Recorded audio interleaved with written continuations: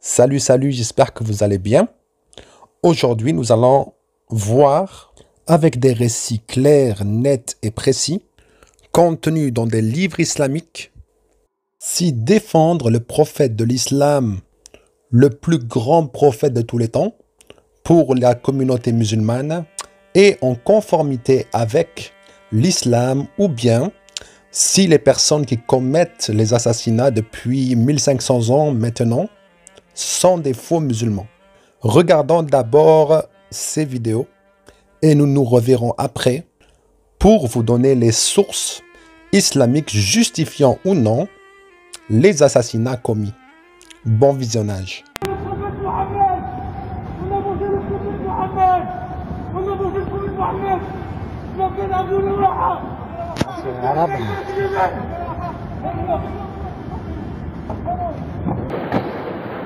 C'est faux balle, c'est faux balle. Non, c'est pas faux balle.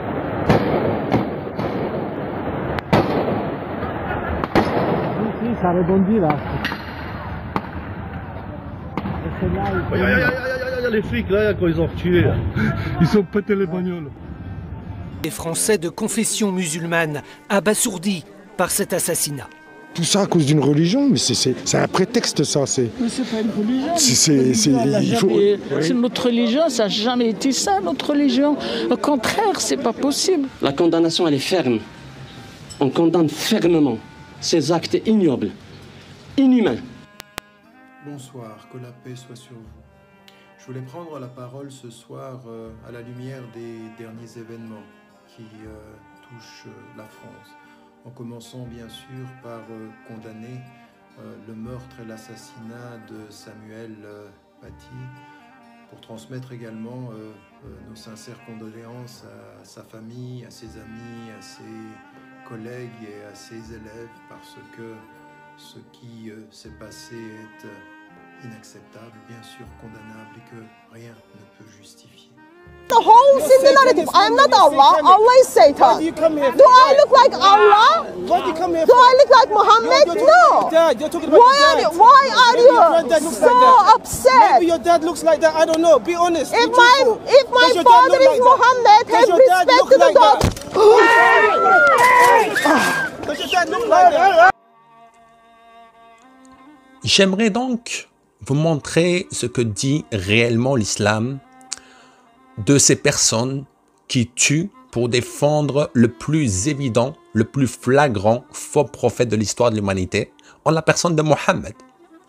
Donc, je vais lire dans Ibn Ishaq, Sirat al-Rasoul, comment un poète qui faisait justement des poèmes contre Mohammed, l'un des pires hommes de l'histoire de l'humanité, ce poète était aussi le chef de la tribu juive de Médine, Banu Nadir. Donc, je vais lire pour vous montrer un peu ce que pense l'islam des assassinats à cause des caricatures de ce merveilleux prophète tellement parfait que ces personnes doivent le défendre, quoi. Donc, plusieurs hommes s'étaient associés pour tuer Ka'b. La nuit, ils se promenèrent avec le poète. Un poète, Abu Naïla, se montrait fort gentil avec Ka'b. Il promenait sa main dans ses cheveux en disant « Je n'ai jamais senti un meilleur parfum ». Ils marchèrent pendant plusieurs heures pour mettre en confiance le poète juif. Puis soudain, Abu Naïla saisit les cheveux de la tête de Ka'b en disant « Frappez cet ennemi d'Allah ». Ils le frappèrent, mais leurs épées qui se croisaient sur Ka'b ne pouvaient cependant l'achever. Mohammed Maslama dit « Je me suis souvenu d'un couteau attaché à mon épée, je le pris et l'enfonçai dans son bas-ventre et je me pressai sur lui jusqu'à ce que j'atteigne le pubis. Alors Ka'b tomba par terre. » Donc cet assassinat de Ka'b, Ibn Ishaq, dans la Sirat al-Rasoul, Allah, il met 7 longues pages pour le décrire. Donc, bien sûr, les personnes qui ont assassiné Ka'b, c'était des faux musulmans. Bref, nous lisons une autre chose pour défendre le plus évident faux prophète de l'histoire de l'humanité. L'assassinat de Asma bint Marwan. Asma, c'était l'épouse de Yazid ibn Zayd ibn Hisn al-Khatami. Donc, elle avait l'habitude de mettre en colère Mohammed et de pousser les gens contre lui par la composition de vers. Omer ibn Uday est venu chez elle la nuit. Ses enfants dormaient à côté d'elle, tandis qu'elle faisait quoi? Elle allaitait l'un d'eux. Il la poignarda à la poitrine avec son épée. Pourquoi? Pourquoi? Parce qu'en fait, elle a osé critiquer le meilleur prophète de l'histoire de l'humanité pour les musulmans. Donc, lorsqu'il revint à Médine, le prophète des musulmans lui dit: la fille de Marwan a-t-elle été tuée? Et il répondit que cela fut fait. Encore une autre histoire. Selon Ibn Ishaq, dans sa Sirat Rasulullah,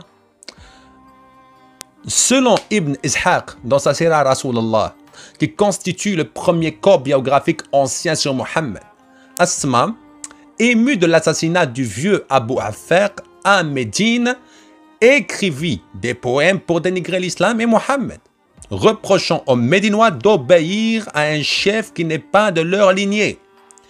Après avoir entendu les poèmes, Mohammed aurait dit: qui me vengera d'Asma bint Marwan? Umayr ibn Adda al-Khatami entendu ces paroles et dit: ô messager d'Allah, je l'ai tué. Serais-je puni par Allah pour cela? Mohammed aurait alors répondu: 2 chèvres ne se donneraient pas des coups de corne pour ce meurtre. Magnifique. Encore. Nous allons voir l'assassinat de Abu Afaq. Puis a lieu le Sariya, donc le raid de Salima ibn al-Ammari Umayr contre Abu Afaq, le juif, dans le mois de Shawwal, au début du 20e mois de l'Hégire de l'apôtre d'Allah. Abu Afaq était de Banu Amr ibn Auf et était un vieil homme qui avait atteint l'âge de 120 ans.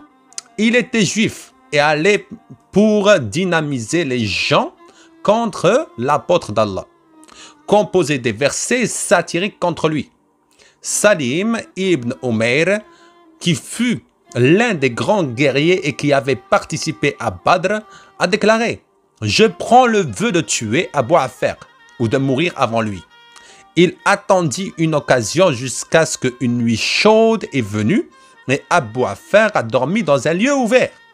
Salim ibn Umayr le savait. Il plaça l'épée sur son foie et la serra jusqu'à ce qu'il atteigne son lit. L'ennemi d'Allah a crié et les gens qui étaient ses disciples se précipitèrent vers lui et prirent dans sa maison et l'enterrèrent. Donc, la meilleure chose à faire pour voir en fait si les assassinats pour les caricatures sur Mohammed sont islamiques, il faut acheter en fait les livres islamiques. Donc, la Sirat Rasulallah par exemple de Ibn Ishaq. Et là, vous saurez que les musulmans qui sont là à dire non, ce n'est pas de l'islam, ce n'est pas des musulmans qui ont fait ça, en fait, ne font que faire la taqiyya. J'ai fait déjà une vidéo sur le fait que le musulman a le droit de mentir pour protéger sa religion. Nous allons aussi lire dans un hadith de Abu Daoud, hadith 38, 4348. Un aveugle qui avait une esclave enceinte qui avait coutume de critiquer le prophète et de le dénigrer. Il lui interdit, mais elle ne cessait pas, il la menaça, mais elle n'abandonna pas cette habitude.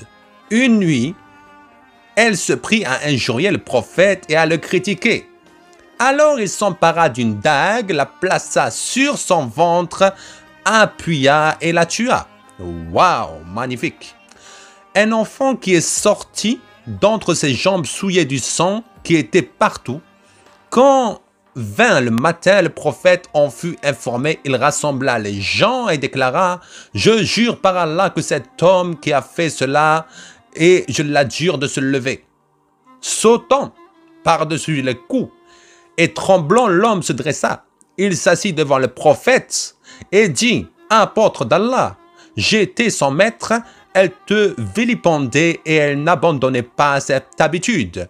D'elle, j'ai eu 2 fils comme des perles et elle vivait avec moi. La nuit dernière, elle a commencé à te critiquer, à te dénigrer. Alors j'ai pris une dague, je l'ai mise sur son ventre et j'ai pressé jusqu'à la tuer. » Alors le prophète va dire quoi? « Oh, mais pourquoi tu as fait ça? Il fallait laisser.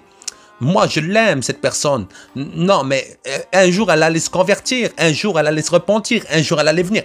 Non, non, non. Écoutez bien ce qu'il dit.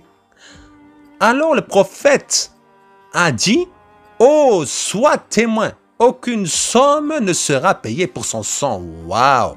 Magnifique. C'est beau l'islam.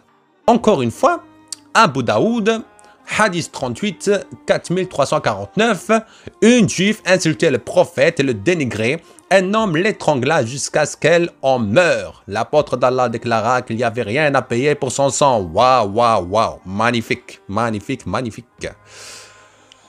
En dehors de ça, je vais vous raconter une histoire.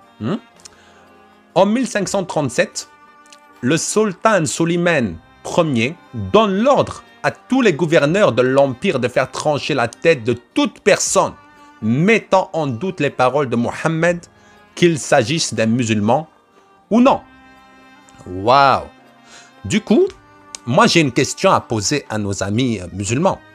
Si aujourd'hui nous partons en Algérie, au Maroc, en Tunisie, en Afghanistan, en Syrie, en Irak, en Arabie Saoudite, etc., etc., et que nous commencions à faire des caricatures sur Mohammed ou bien dénigrer l'islam, qu'arrivera-t-il pour nous? Petite question pour vous. Merci de répondre en commentaire. Bien sûr, toute personne qui a son cerveau fonctionnel, il va voir les lois des pays que j'ai cités pour voir en fait la conséquence de cela. Alors, en Occident, c'est vrai que les musulmans vont faire les victimes parce que il n'y a pas meilleur hypocrite qu'un musulman dans le monde. C'est les champions du monde. Donc, je vais vous dire ceci. Allez sur la constitution de ces pays que je vous ai cités et regardez ce qui arrive aux personnes qui dénigrent l'islam, aux personnes qui insultent l'islam, aux personnes qui font des poèmes contre Mohammed et l'islam. Et là, vous aurez votre réponse. Arrêtez d'être aveugle et de croire que l'islam est une religion de paix et d'amour parce que depuis 1500 ans, l'islam ne fait que tuer les gens, ne fait que propager la haine, ne fait que propager la mort et les personnes disent non, ce n'est pas nous. Ce qui est donc très différent du comportement de Jésus-Christ. Lorsqu'on compare Jésus-Christ à Mohammed, si on a le cœur sincère, on ne peut pas rester musulman. Pour la simple raison que nous allons voir qu'il y a quelqu'un qui est envoyé par Satan et un autre qui est Dieu. On ne peut donc pas comparer l'incomparable. Satan n'a rien à voir avec Dieu, tout comme Mohammed n'a rien à voir avec Jésus-Christ. Lors de sa crucifixion, Jésus-Christ disait « Père, pardonne-leur car ils ne savent pas ce qu'ils font. » Alors que Mohammed, simplement pour une critique, une personne peut perdre sa vie. Je vous laisse avec cette vidéo de Calimero. Soyez grandement bénis, partagez la vidéo, abonnez-vous, likez et à bientôt. Alors ça, c'est injuste. C'est vraiment trop injuste.